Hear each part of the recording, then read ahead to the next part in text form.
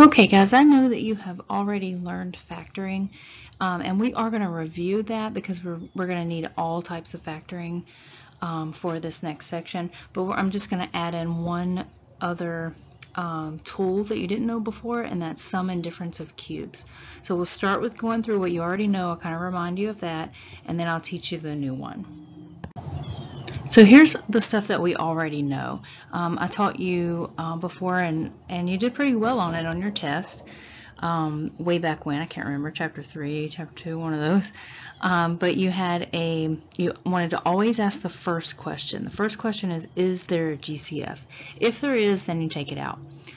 If not, then you have to look at what other options there are. So you guys could want to think about these different types of terms. If there's two terms and it's set up as a difference of two squares, then that's the one that would be a difference of squares. So an example of that would be something like a squared minus 9. That's a difference of two squares. So we would call that a minus 3 and a plus 3. And in this section, it's going to be important that you can find those quickly and know exactly what to do. So hopefully we get the chance to practice enough that you are able to do that almost automatically. All right, so the next type was when you had three terms. That means it's going to be a trinomial. So you could have trinomials where there's a 1 in front, which is just a basic factoring. Like for instance, x squared, I think one of the first ones we're going to do is something like this, plus 4. This is an x, sorry. So that would be, that has a of 1, and so I'm just going to find the factors of 4 that add to give me 5. So that would be positive 1 and positive 4. And that's really all you do when the a is 1. Now when a is not 1, we have to use something called the Lizzie method. An example of that would be something like 2x squared minus 9x, no, plus 9x minus 5. Sorry, I'm trying to make up one in my head. That works. Okay, so the Lizzie method works like this. You take the a times c and multiply it, you get 10. Find the factors of 10 that will subtract to give you 9. So that's going to be 10 and 1. I want the 9 to be positive, which means 10 has to be positive, 1 has to be negative. And then again, the step that sometimes we forget is to divide by a. In this case, a is 2. And then we reduce, so this would be 5 over 1, and that's positive. And then I don't need this anymore, so it's just 5 over 1 and negative 1/2. This denominator comes out as the term that goes with x, so it'd be like x plus 5 in this case. And then this one, again, the denominator comes out with the x, so it'll be 2x minus 1. So that's an example of the Lizzie method, and I did it quick because it's just to remind you, so feel free to back up and watch it again if you need to. And then something like factor by grouping.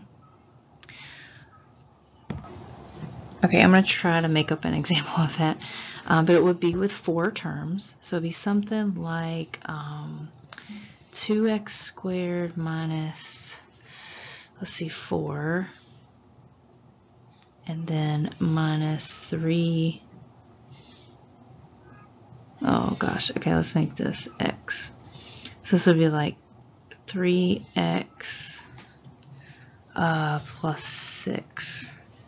Okay, hopefully that works okay. All right, so that's where you have 4 terms, and you're going to group the first 2. I would take out a 2x, and I'd be left with x minus 2. So over here, you want to be left with x minus 2. So what I'm going to do is I'm going to take out a negative 3. And so that leaves me with, if you take negative 3x divided by negative 3, you're left with x. 6 divided by negative 3, you're left with negative 2. So then these negative 2's come out as one term, and then 2x minus 3 would be your other term. right, so again, that's just a quick reminder of the ones that you already know. In the next slide, I'm going to teach you the new one, which is sum and difference of cubes, which will be added right here under two terms. So if it's not a difference of squares, you want to look for a sum of cubes, which would look something like this. Two numbers that are summed together that are perfect cubes, or something like this, which is a difference of two cubes. And then that's all the different ways there are to factor.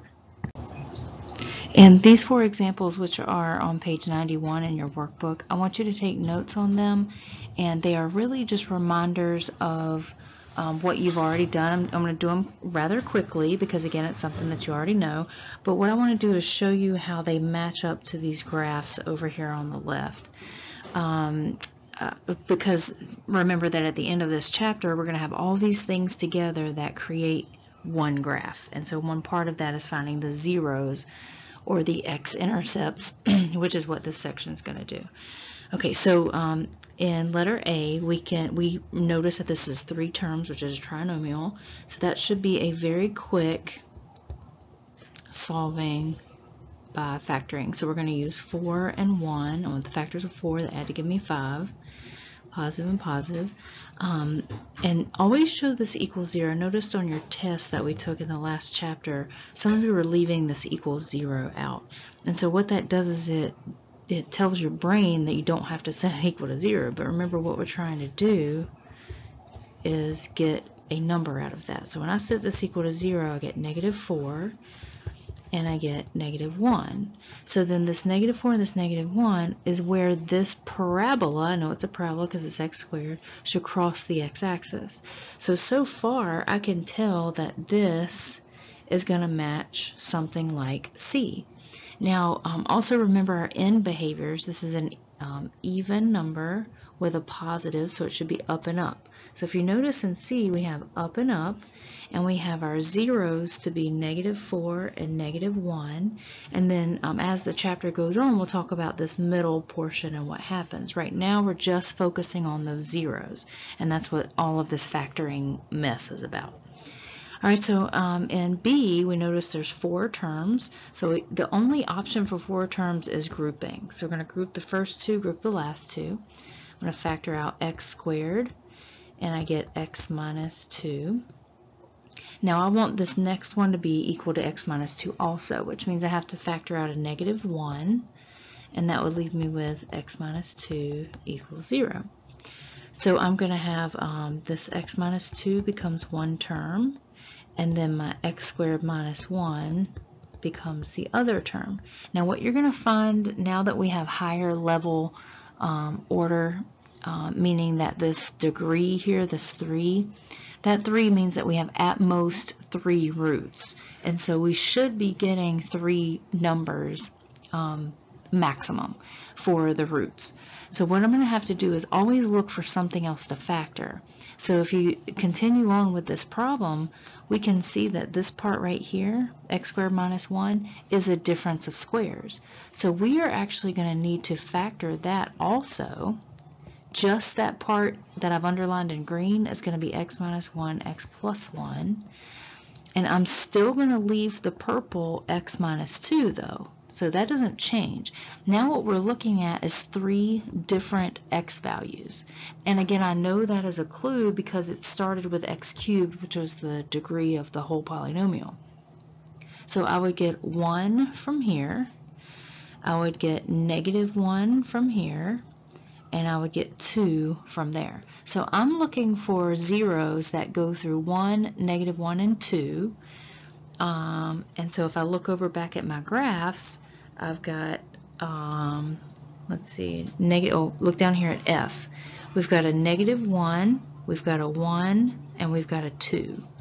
And also if you think about it's an odd positive, so that means it's going to be down and up if you know your end behaviors already. And so I already know that F is going to be the match for that one. Okay, so that's just kind of a quick idea of what we're doing here. All right, so in C, what I notice is that I automatically have a GCF. I'm going to take that GCF out, because remember that's the first question, and I'm left with x squared plus x minus 2. Now again, like I said, when this is ever larger than 2, you may have to factor more than once. And in this case, I am. If you notice this part in green again, can be factored again. Because that is a trinomial. So try to isolate just that part that I've underlined in green. The x that's out there is not hurting anything. We're going to take care of that later. But right now what we want to do is factor that one trinomial that's underlined in green. So that will be x, x. I want the factors of 2 that subtract to give me 1. Factors of 2 that subtract to give me 1 are 2 and 1. I want a positive 2 and I want a negative 1. Okay, so far I've factored that part. Don't forget that you had this original x out here because that is part of your roots. That's part of your solution. Now if I take all of these pieces and I set them equal to 0, bam, bam, bam, I'm going to have x equals 0, x plus 2 equals 0, and x minus 1 equals 0. That means one of my solutions is x equals 0, the other one is negative 2, and then another one is going to be x equals 1. So I'm looking for something that crosses through 0, negative 2, and 1. So I think that's going to be here at E. So that's my negative 2, that's my 0, and that's my 1. Again, it's odd positive, so my end behaviors make sense also. So I know that C matches up with E. Okay, now the last one down here at D, let me separate this a little bit. I'm always going to ask the first question. In this case, that would be GCF, and there is a GCF. It's x. When I take that out, I'm left with x squared minus 1 equal to 0. Again, anytime it's over 2, you want to look for another way to factor. So x squared minus 1 is what we call a difference of squares. So I'm just going to factor that part. That would be x minus 1 and x plus 1. And I'm going to leave, though, that original x that was there. Okay, so now again I have 3 pieces that I'm solving. I have this piece, and this piece. So x equal to 0 would just be 0. X minus 1 equal to 0 would be 1. And x plus 1 equal to 0 would be negative 1. So I'm looking for a graph that crosses through 0, 1, and negative 1. So that looks like it would go with A. So that would be negative 1, my 0, and my 1. Again, the end behavior makes sense because it should be down and up. Okay, we'll go ahead and finish out this page so that you get 6 examples of what we're going to be doing. I strongly suggest that you get all of these notes down perfectly from beginning to end because you're going to need them when we practice tomorrow. Alright, so when we look at E, this is actually, it's a trinomial. I can see that. I see 3 terms. And some of you might get thrown off, though, by that x to the 4th. But the x to the 4th works the same way as x squared does. So when it used to be an x squared, we would say x times x. Well, now we're just going to say x squared times x squared. And then we're still going to work the same way with the 4. We want the factors of 4 that add to give me 5. So obviously I'm going to use 4 and 1, and I want it to be a negative 5, so I need to make both of those negative. Okay, now we're going to go off on a little side note over here, maybe down here at the bottom, because some of you are going to go, well, what about this x squared? I don't understand why that's there. So what I'm going to do is take how we just factored this thing, and we're going to distribute it out so that I can prove to you why this works. Okay, so we'll just do this one time. Once you understand it, we won't need to do it again. All right, so we're going to factor full of this. We're going to get x to the 4th, x squared times x squared. X squared times negative 1 is negative x squared. Now we're going to take negative 4 times x, which is, I'm sorry, negative 4 times x squared, which is negative 4x squared. I'm just doing the stacking here. Negative 4 times negative 1, which is positive 4. Now when I add this, I'm going to get x to the 4th, so I'm running out of room. Negative 1 and negative 4 is negative 5. Notice the like term is that x squared. So that's what takes care of that x squared. And I went ahead and did that because I always have that same question. So I'm showing you right now that yes, it looks a little different because it starts with an x to the 4th, but that middle like term is still going to be the same. So it works. It still flows with the full process. All right, so now remember, you always want to look at this point, because we're higher level mathematics, we want to look for anything else that can be factored. So you're going to have more than just one option of factoring. And I see there are two. This is a difference of squares. X squared minus 4 is x minus 2 times x plus 2. Now x squared minus 1 is also a difference of squares. So I'm going to use x minus 1 and x plus 1. Now this should make sense to you guys because we're going to have 4 different answers. The reason it makes sense is because my degree was 4. That means I should have at most 4 roots, 4 zeros, 4 solutions, whatever you want to call it. So I'm going to set this one equal and I get positive 2. This one I get negative 2. This one I get 1, and this one I get negative 1. So I'm looking for a graph that goes through all 4 places. And it looks like that's going to be D, because that will be at negative 2, negative 1, positive 1, and positive 2. Okay, now for the last one, I see we have 4 terms here. So we're going to go ahead and start with grouping. This first term that I have, I'm going to take out x cubed. And I'm left with, because that is the greatest common factor, I'm left with x minus 2. Again, my idea is to be left with x minus 2 over here. So that means I need to take out a negative x. And then in that case, if I take that out of here, I'm left with x. If I take it out of here, I'm left with negative 2. All right, so let's see what's going on when we do that. Oh, and actually I just noticed a mistake, but we can still fix it. If we take this x minus 2 together, okay, that makes sense. Still keep it equal to 0. I have no right to drop that yet because I haven't found it. Now when I take this x cubed minus x, this is where I was saying I was made a mistake.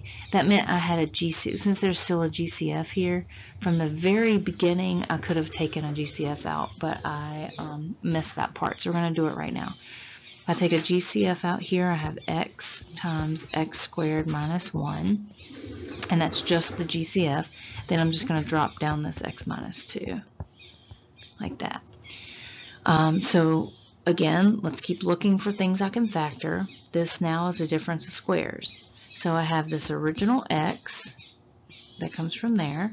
X squared minus 1 is x minus 1x plus 1, difference of squares. And then I'm just going to drop also this x minus 2. So now it's very important, now that you're a little bit higher level of factoring, that you keep every single piece until you actually set it equal to 0.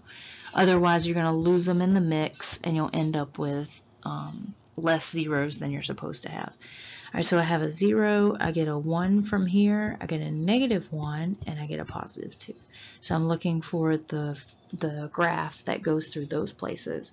So obviously that's B. That's at negative 1, 0, 1, and 2. All right, so feel free to go back and watch anything that you feel like you might need to, because we will be practicing this tomorrow, and just the way you saw me know exactly what to factor is how you need to be by the end of this section. Okay, so the last thing we need to add to your repertoire of factoring is sum and difference of cubes. This is in your workbook. If you'll find the page, I didn't write it here, but it should be the next one over. So the sum and difference of cubes works like this. You have a sum of 2 perfect cubes. When you have that, you're going to follow this this equation that we already have. So basically, you're going to take whatever your perfect cube for A is and your perfect cube for B is, and you're just going to plug it into this function. All right, so same thing for difference. You're going to have a difference of 2 cubes. And then in that case, you're going to follow this function. Okay, so I'm going to use the examples. I know they already have the work there for you, but I thought it might be more beneficial for you to actually see it worked out. So I noticed that this is a sum of 2 perfect cubes. Why perfect cubes? Because I can find something that when I multiply it 3 times, I get 64x cubed. And something when I multiply 3 times, I get 1. So what I have to do is determine what those two things are. So what is the A and the B, basically? So A is the perfect cube of 64. So what times itself 3 times gives me 64? So I believe that is 4. So this would be, because 4 times 4 times 4 is 64. Yep. Okay, and then the x cubed part would be obviously x, because x times x times x is x cubed. Now for 1, the cube root of 1 is just 1, because 1 times 1 times 1 is 1. All right, so now what I'm going to do is follow this equation here, and everywhere I see A, I'm going to plug in 4x, and everywhere I see B, I'm going to plug in 1. All right, so that looks like this. It'll be A first, which is 4x, and then it's B, which is 1. All right, now be careful over here though, I've got an A squared. Now if A is 4x, I'm going to write this as 4x squared, and don't worry, we'll simplify that later. Then it says minus in the formula, and then A times B. So I can work that. A times B is just 4x times 1, which is 4x. So that's easy. And then I have B squared, which would be 1 squared. Ooh, see if I can get that on there. Now let's simplify this. This will stay as 4x plus 1. This will be 4x times 4x, which is 16x squared. And then obviously the rest just kind of flows. So this is the factoring of 64x cubed plus 1. So your job at this point is to be, if it's not a difference of squares and there's 2 terms, you're going to look for a sum of cubes or a difference of cubes. So that's basically how that works out. All right, so let's try another one. In this example down here, you want a number that when you multiply it 3 times, you get 27. So that would be 3, because 3 times 3 times 3 is 27. Now I'm going to take x, obviously, because x times x times x is x cubed. And for 8, and what will happen is you'll work these cubes so many times that you'll start to memorize what the perfect cubes are. For 8, I'm going to use 2, because 2 times 2 times 2 is 8. All right, so really all I'm doing is now plugging this into this formula. So I'm going to take A, which happens to be 3x, minus B, which happens to be 2. Now I'm going to plug that into A squared, which would be 3x squared, and then plus, now A times B means 3x times 2. Oh, I'm going to run out of room. So that's this part. So that's the A squared I've already done, plus A times B. Now I want to do plus B squared. So plus B would be 2 squared and in parentheses. So if we simplify that, just kind of clean it up a little bit, we're still going to have 3x minus 2. But this part is going to give us 3x times 3x, which is 9, oh, whoops, why is that in green? 9x squared. This will be 6x, and then this will be, that says 2 squared, which would be 4. So that's how they're getting those final answers in your workbook.